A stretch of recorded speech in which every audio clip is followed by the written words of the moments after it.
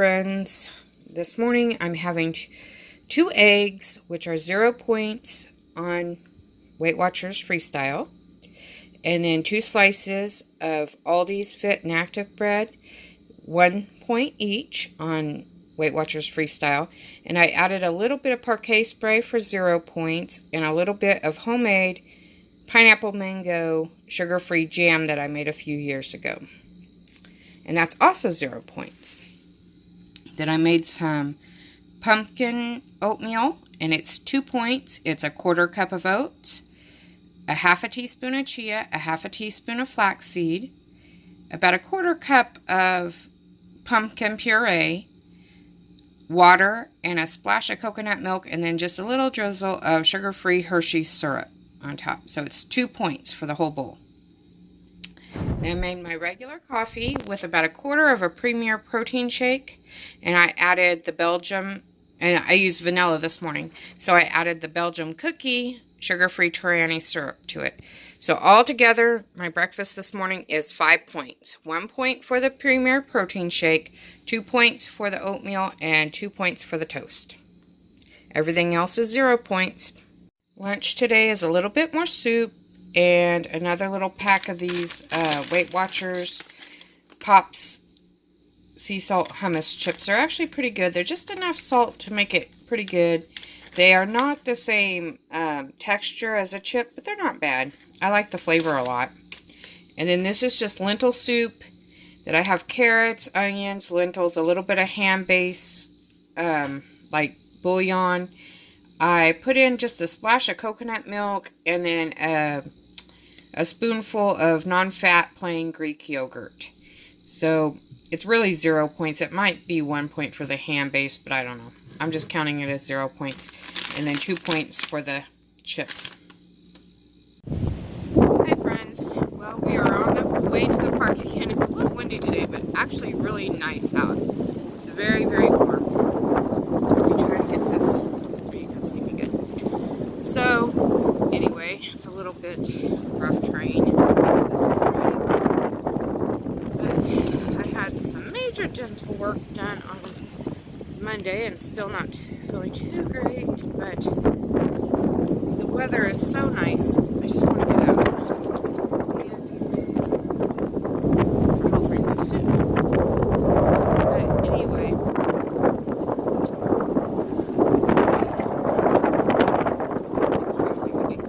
it's really warm. It's probably like 70 degrees.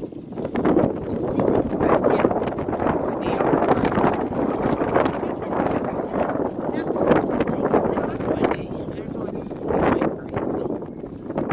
get over here on the street. So, anyway, I had my Weight Watchers meeting, and I did lose some weight this week. I lost 1.8 pounds. So, I got my 5-pound chart, which was good. And let's see.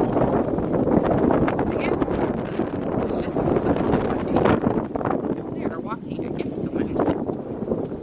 So, anyway, I was really happy to lose 1.8 pounds. That is like humongous for me.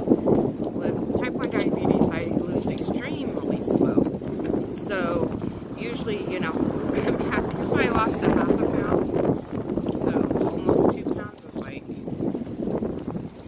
even when I was almost 100 pounds more, I never lost 2 pounds in a week. It's usually 1 pound. 1/2 pound here and there. Once in a while, 1 pound. So, this freestyle is really, really working for me. I know a lot of people are not liking it too much because of all the freedom you do get with freestyle. So many 0 point foods, but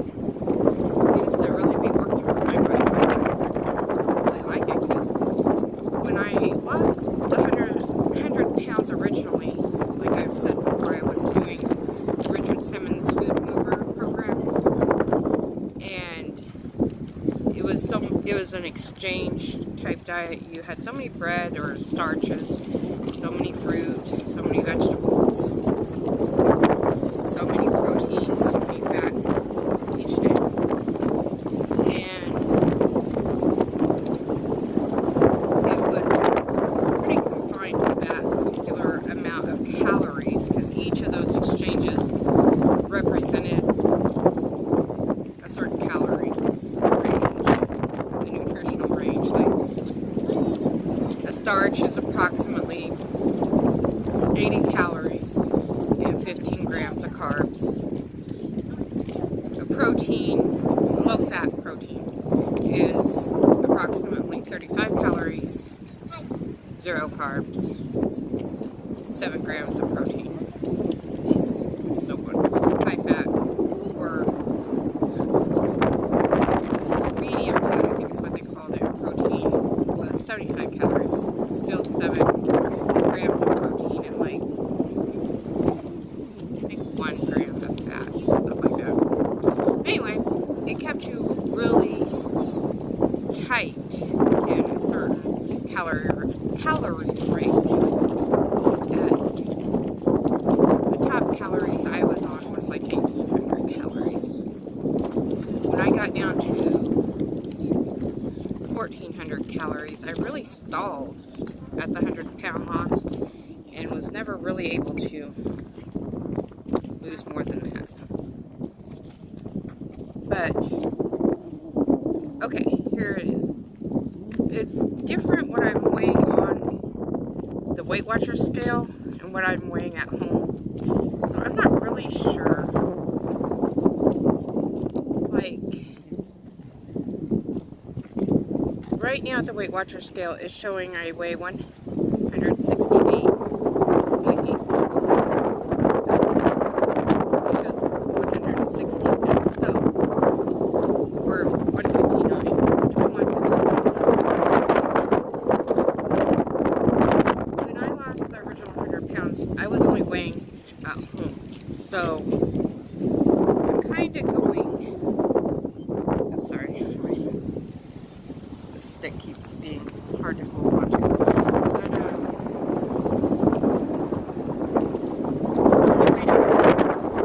measuring my 100-pound loss.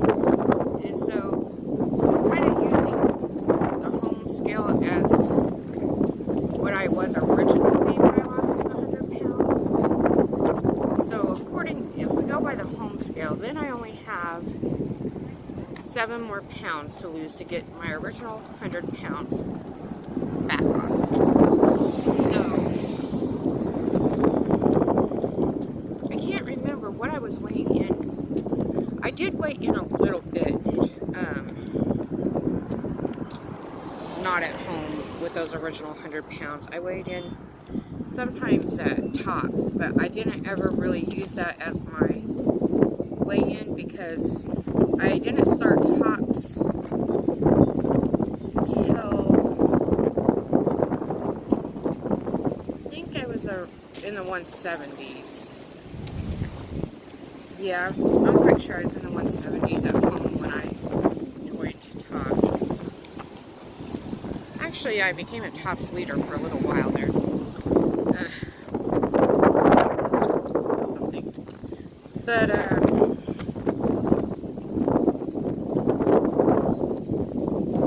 can't remember what my lowest weight was at Tops.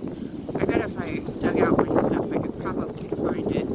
But sadly, that group was really, really elderly. Like, I was the youngest person by a lot in the group. I think that's why they voted me in as the leader, because everybody else was so elderly. And when I say so elderly, I'm not trying to be mean or anything, but like, the secretary of the group, she was 102 years old. The treasurer was 99 years old. The former leader, before me, she was the youngest one in the group except for me. She was 78 years old. So, then everybody else was in their upper 90s. Like, a couple of people turned 100 while I was leader of the group. Stuff like that. Most were over 95. And then the 102-year-old lady. She was actually quite healthy. But I imagine at this point, most of them, that was 12 years ago that I was the leader. And then when I had Leela, I remained the leader for about 2 years. So she's about 2 years old. So she's 11 now. So 9 years ago, maybe the 102-year-old lady turned 105 while I was there. She may have. She was a nun, and she was actually taken pretty well care of at the convent that she lived at. And so she was actually pretty healthy for her age. Sorry. There's not as much burning today, but the wind is making my sinuses run. So my point is, I don't even know how I would contact any of them, or if, you know, it's been almost 10 years now, and at least 9. And at those ages, even the younger one would be 78 plus 9. She would be 87. So, I mean, and then the others that were 100 and over 100, it's kind of would be hard to believe that they lived to be over 110 years old, you know. So, probably not still living to even contact anymore. But they were really sweet women. They even threw me a baby shower for Leela. It was kind of funny. But they're actually in excellent condition for their ages, really. But all of them were widows. Well, except for the nun. She of course had never gotten married. But anyway, let's see. So, back to my weight. I'm working really hard at getting back down to what I don't translate that to the Weight Watchers. But with my weight losses each week, I think I'm like 2 pounds this week. I'm thinking, because by the time I got back to this weight, unfortunately, my weight was really slow. Like, it took me a year to lose 10 pounds. So far, I've lost 5.8 pounds with Weight Watchers. So I'm thinking I may be able to actually surpass that 100-pound loss and maybe not be at the plateau that I had gotten at previously. Because I was at that plateau for years. I was at 122 on my home scale for years, like 10 years.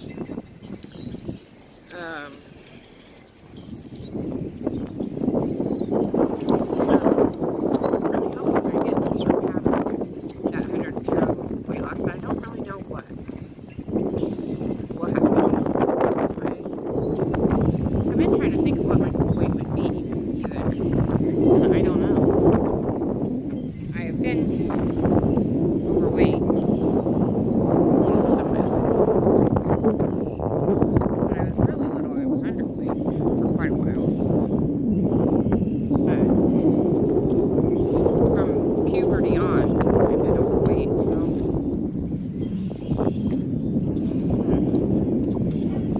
I don't even really know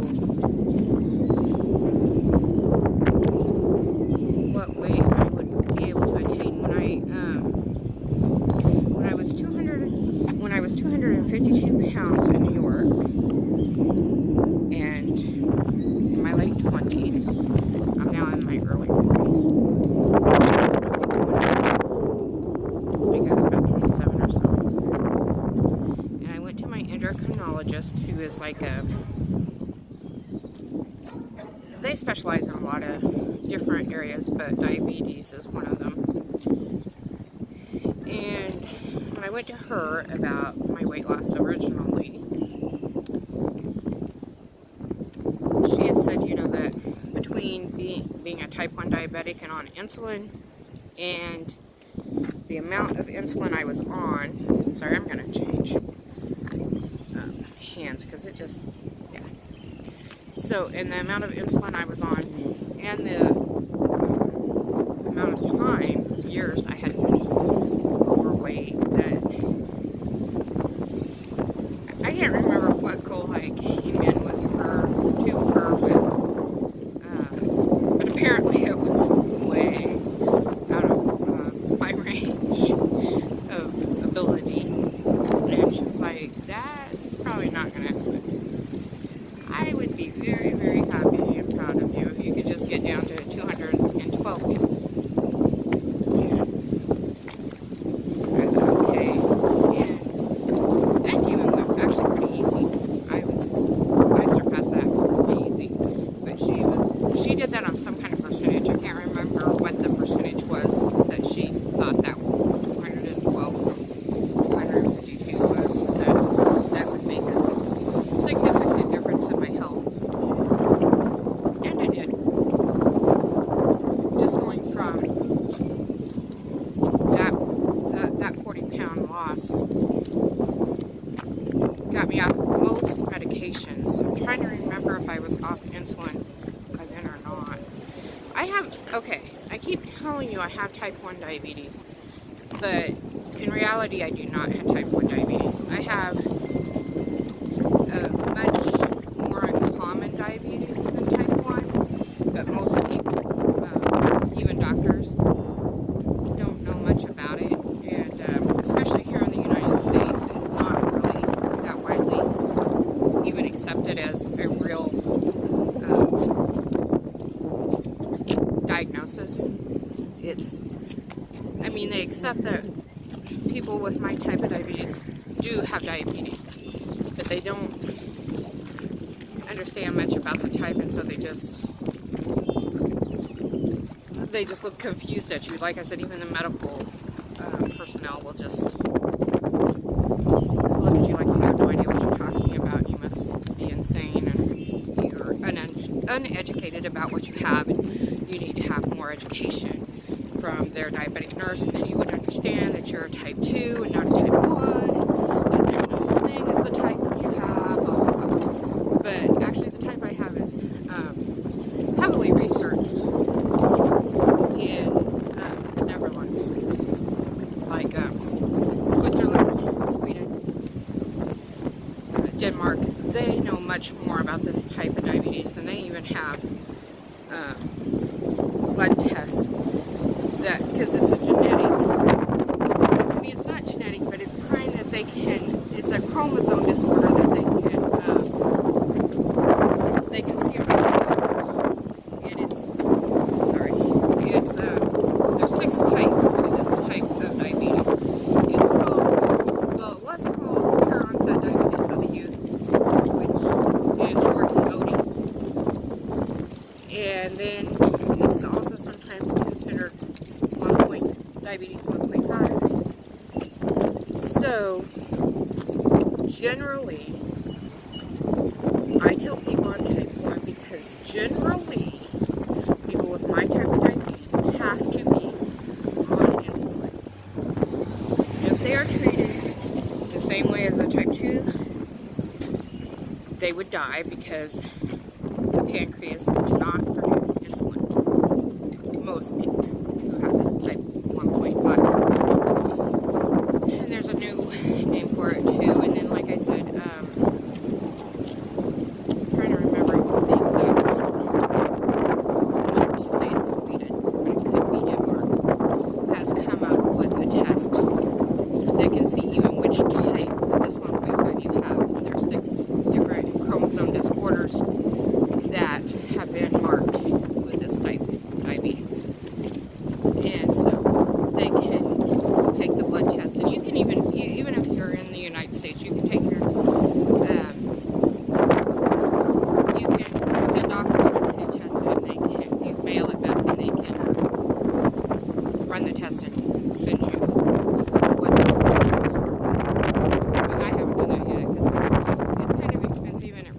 doesn't matter. I know how to treat it. And like I said, for the most part, most doctors in the United States will just roll their eyes at you and say, you had no idea what you're talking about. You don't know what you're talking about.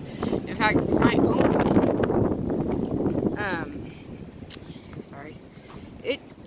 my own diagnosis was kind of odd.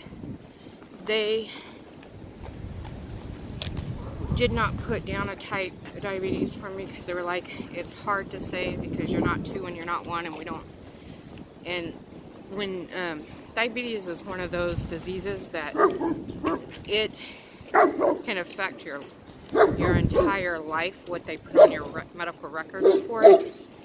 And type 1 can actually limit even jobs that you can legally have. Like, you cannot be an airplane pilot, some different things, if it's marked in your medical records that you have it, because there's just too much risk if you were to pass out or become unconscious because of incorrect insulin usage and stuff. So they did not want to commit to one or the other, but they were like, you have to have type 1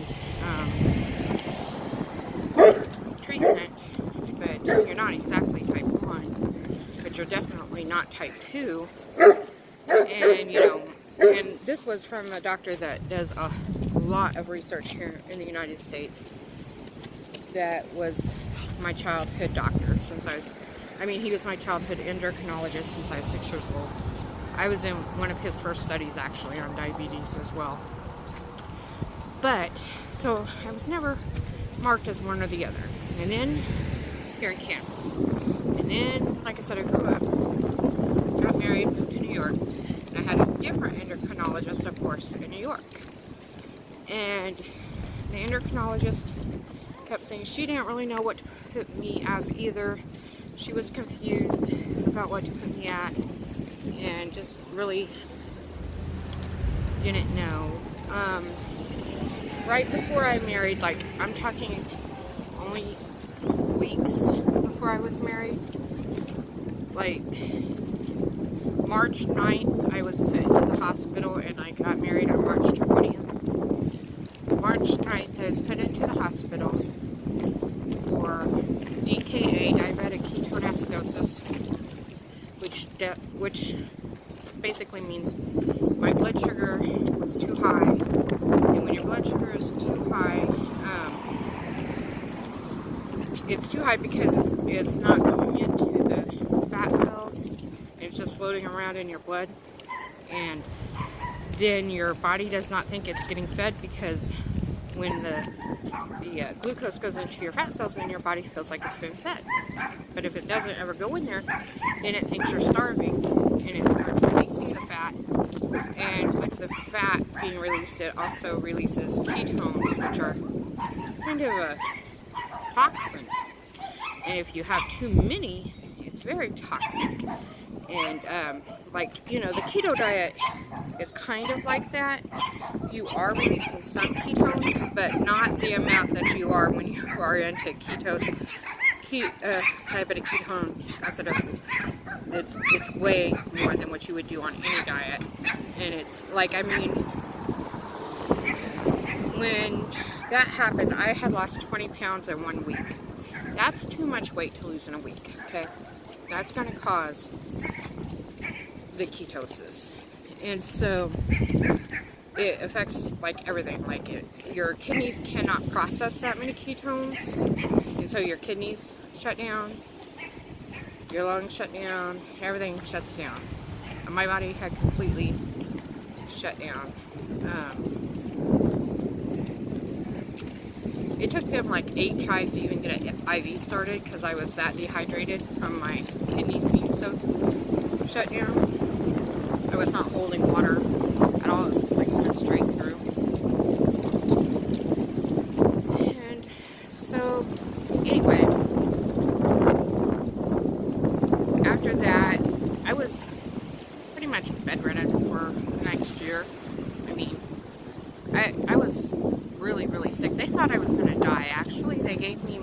they asked me what my last wishes were, and when I was put in the hospital that time, what I could do, what I wanted before I died.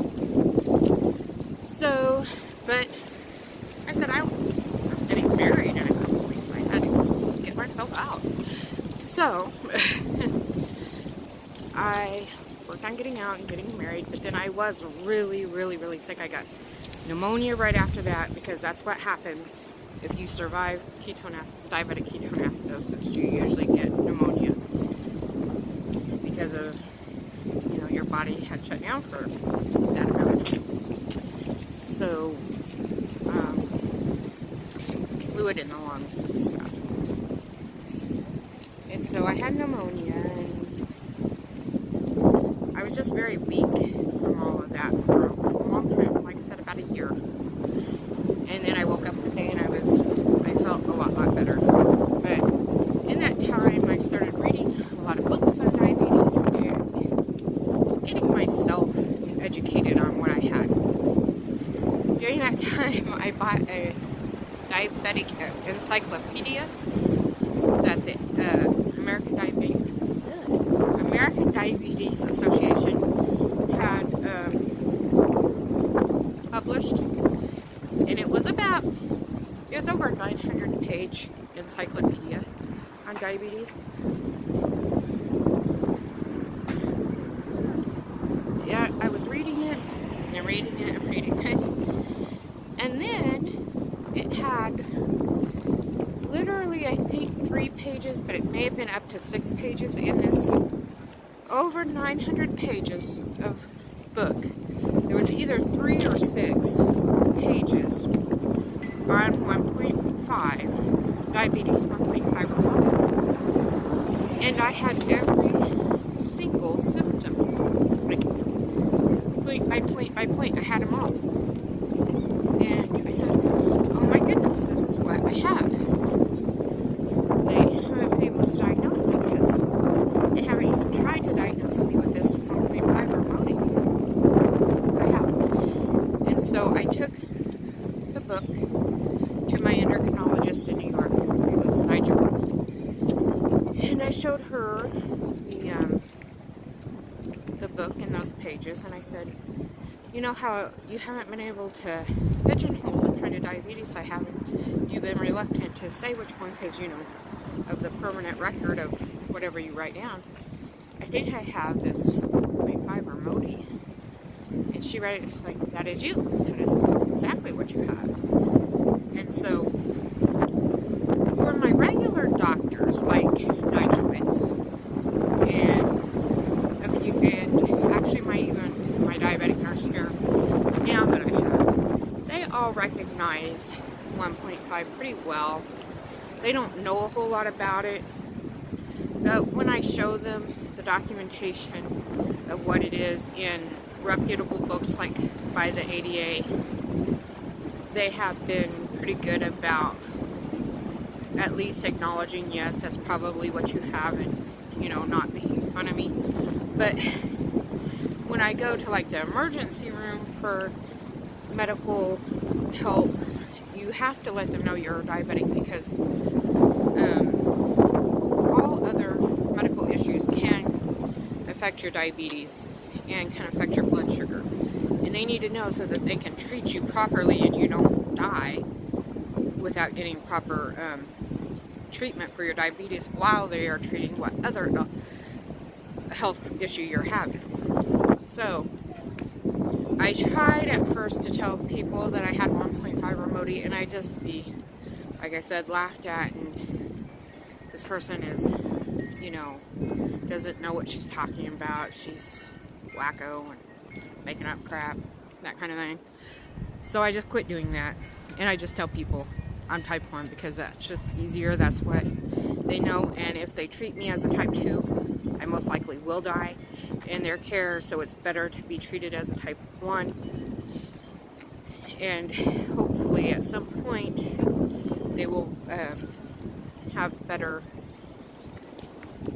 education on 1.5 or Modi, and that would be easier for people with my condition to be able to just tell them this is what I have and get better care, but right now even type 1 has very little education in the United States. Type 2 is much more common in gestational, where you just have it while you're pregnant. Those are both much more common in the United States and much more educated. The doctors and medical staff are much more educated on type 2. But even type 2 was not that that well known when I was growing up. I mean, that's even come quite a way since the time I was a kid.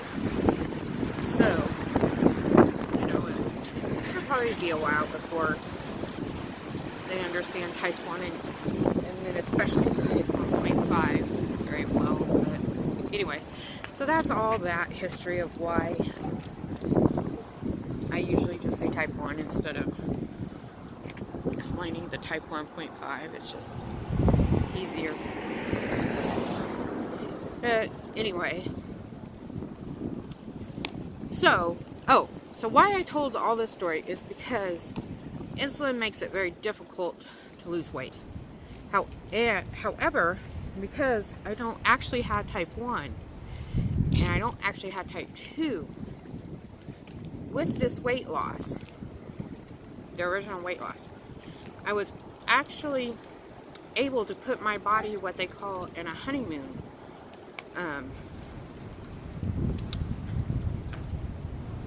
In a honeymoon of the diabetes, which means like a remission.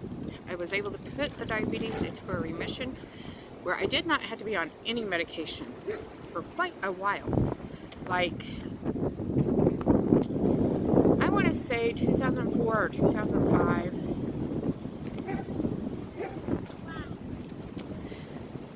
It was definitely at the end of 2005 that I was no longer on any medication. I can't remember when I was taking off the insulin. I was still on an ACE inhibitor, though, until 2005. Till the end of 2005. I know that because, ironically, I thought the birth control I was using was not working anymore. And I went to my gynecologist and expressed to him my feelings and why I felt that it was not working anymore. And he said, "Oh no, it's still working. That doesn't mean anything. That happens to everybody on this birth control, and it's, as long as you're up to date on it and you're taking it correctly, it's still working." I said, okay. And then within a week, I had my next endocrinologist visit, and she said, "Well, you know, you lost so much weight, and you're in such good health right now.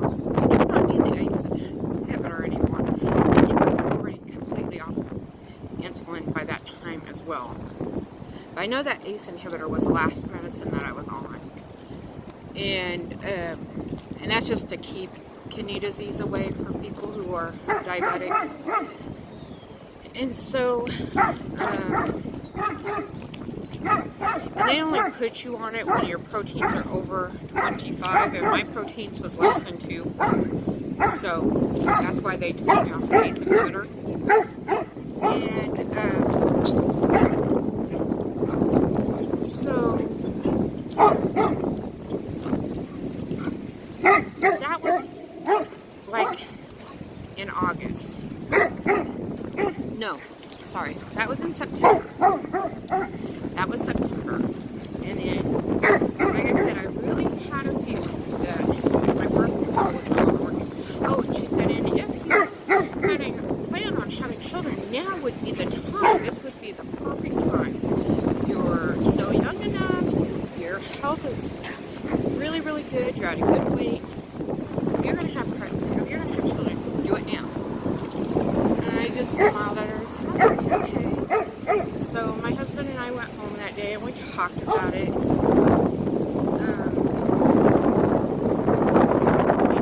We just talked about maybe in a couple years we'll have kids. And then it was funny.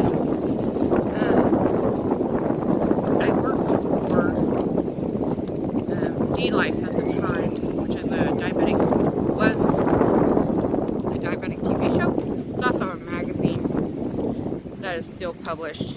You worked on a TV show? Yeah, me and Daddy did. So we worked for D-Life at the time, and I was also the co-chair for diabetics for the tri-state area of New York, New Jersey, and Pennsylvania at the time. And the founder of that foundation, Max,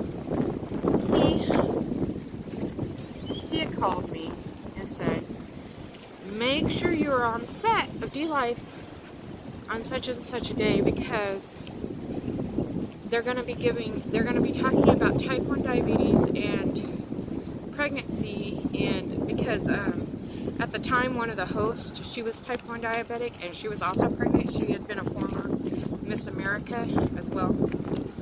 And anyway, so they were talking about her pregnancy, and they actually had this diabetic nurse come in on the show who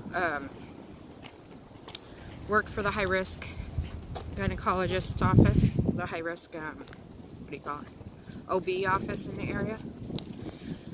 And then they were giving away a bunch of baby stuff. It was mainly all pregnant people in the audience for that particular recording. They did many recordings each day, though. Like, for the whole season, they would like record the whole season in like 2 weeks, and you would do like 4 or 5 shows a day every day until the whole season was recorded. So during that particular recording, they wanted mainly pregnant diabetic women in the audience. So anyway, sorry, I was making sure we didn't miss our turn. But I went, and it was like, and they tried to send me home with a bunch of stuff, and I was like, I'm not pregnant. Not planning on getting pregnant. I live in a 1-bedroom small apartment in New York City. Yeah, I'm not trying to take home a bunch of stuff. Plus, I mean, I don't want to badmouth anybody, but this was, D-Life was recorded in Martha Stewart's studio, Chelsea Pierce, and it had a major pest problem. Anytime I ever brought anything home from the show, I had to watch for roaches for weeks and make sure that there was no roaches in anything I brought home from the show. But you know, I think that it's pretty well known that Martha Stewart has roach problems and has for years. But anyway, that's another story. But anyway, so I was like, I don't need all that stuff. I would just be taking up room, and Max and I can't remember, probably Mother Love and stuff. Some of the other hosts and the other people who work there kept trying to get me to take all that home, and I was like, no, I don't need it. And I used to take some things home. I would often take home, like, if a sponsor, like when this Dreamfields pasta, we had that sponsor for a while. Yeah, I took home like cases and cases of Dreamfields pasta, but I did not need, like, they wanted to give me a stroller and a car seat and all kinds of, it was a lot of big ticket items, but I said no. And then literally a week later, when everything was cleared from the studio, all the stuff for the season had been recorded, we had even did the wrap-up party and everything, I found out I was pregnant with Leela. I was like, seriously? I even called around and asked some of the people, I was like, you don't happen to still have some of that stuff that didn't get, that I didn't take, and it didn't get given away? And they're like, no, too late now. But anyway, that's always kind of a funny thing. I should have taken it, all. But it was funny that I probably got pregnant with Leela just weeks after stopping the ACE inhibitor. The ACE inhibitor can cause birth defects, like major birth defects. And it kind of upset me that my doctor acted like I didn't know what I was talking about, the birth control not working. Because if I had still been on that ACE inhibitor, we could have had some major problems with us. And she could have had some major, like, being born without kidneys or something. I mean, that's the kind of birth defects that ACE inhibitor causes. It's major ones. And so I mean, really, thankfully, thank God, I was off the ACE inhibitor just in time before getting pregnant with her, because I was still on this birth control when I got pregnant with her. And under the false assumption that it was still working, even though my mommy brain said I didn't think it was working anymore. I just did not feel like it was working anymore. I kind of have that in tuneness with my body that doctors always shrug off as well and laugh at me, but I don't know what I'm talking about, and then I'm pregnant, right? So, anyway, that's the story of medicine and medicines I was on and was able to get off of. But then, so I was off all those medications for a very, very long time.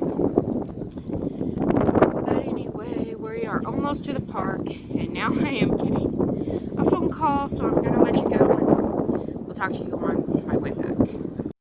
Dinner tonight is leftover lamb gyro. I'm not going to eat all of that pita. That is like half the pita, actually more than half the pita I was left with. And I just had taken the lamb out of the pita to heat it up because I don't like pita bread heated up in the microwave. So I heated the pita in the skillet and the meat in the microwave. And then a little baba ganoush and some more of the yogurt sauce, ziki sauce. I never can say it correctly, but anyway. That is dinner tonight. It's a fairly high dinner, mainly the pita and the lamb is kind of high.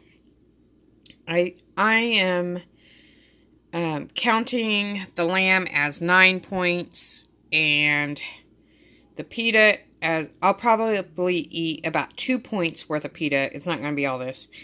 And 3 points for the baba ganoush.